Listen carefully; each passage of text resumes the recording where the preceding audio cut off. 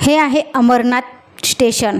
तर अमरनाथ स्टेशनपासून अमलेश्वर मंदिर थोड्याच अंतरावर आहे।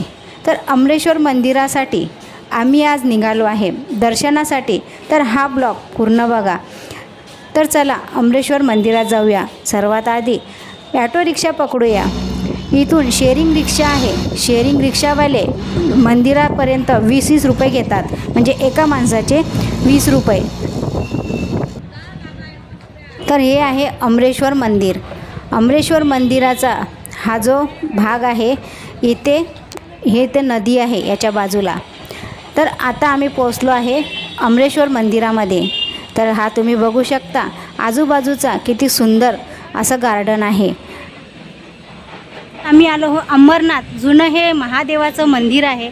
तर चला तुम्ही बघू शकता की हे मंदिर बघा किती जुनं आहे। हे छोटी विठ्ठलाची मूर्ती आहे। कोरीव बांधकाम केलेलं आहे दगडामध्ये, हे बघा।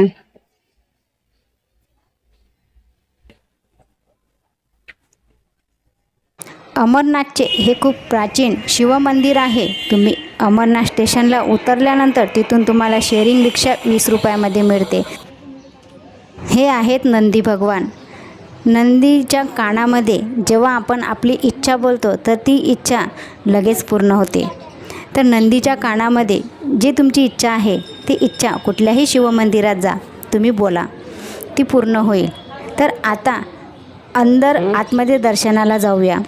तर मंदिर हे थोडं खाली आहे, म्हणजे एक भुयारसारखं आहे आणि खाली उतरून शिड्या खाली उतरून मंदिरामध्ये दर्शनाला जावं लागतं। आतमध्ये मंदिर आहे, भुयारसारखं बनवलेलं आहे आणि त्याच्यामध्ये शिवलिंग आहे। तिथं अभिषेक करतात, पूजा करतात, पूजा वगैरे सगळे। तर चला आपण खाली उतरूया।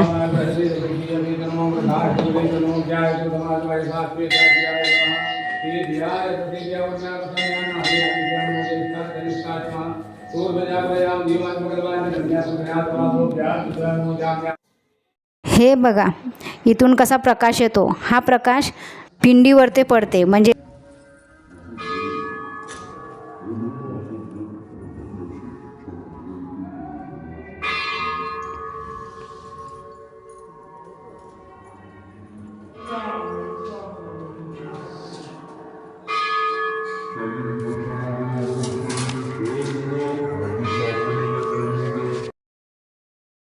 आज इथं आम्ही गेलो तर पूजा वगैरे चालू होती।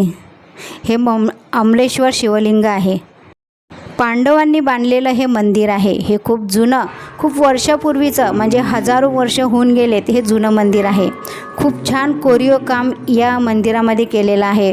वेगवेगळ्या देवतांच्या अशा कोरलेल्या अशा मूर्त्या दगडावरती। खूप सुंदर असं हे मंदिर आहे। खूप जुनं आणि पूर्ण काम हे दगडांनीच केलेलं आहे।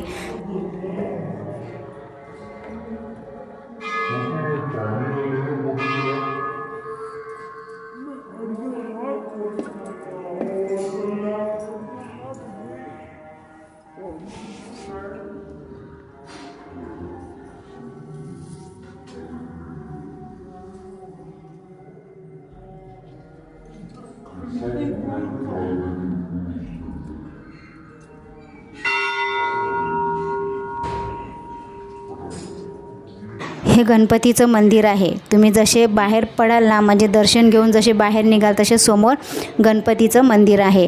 त्याचबरोबर समोरच त्याच्या बाजूला, गणपतीच्या बाजूला हे आहे अमलेश्वर महादेव मंदिर। तर आम्हाला एवढा खास असा ब्लॉग बनवता नाही आला, कारण ऊन खूप होतं आणि पाय पण खूप जळत होते। चप्पल घातली नव्हती त्याच्यामुळे खूप ऊन होतं। आणि हे बघा खूप सुंदर मंदिर आहे।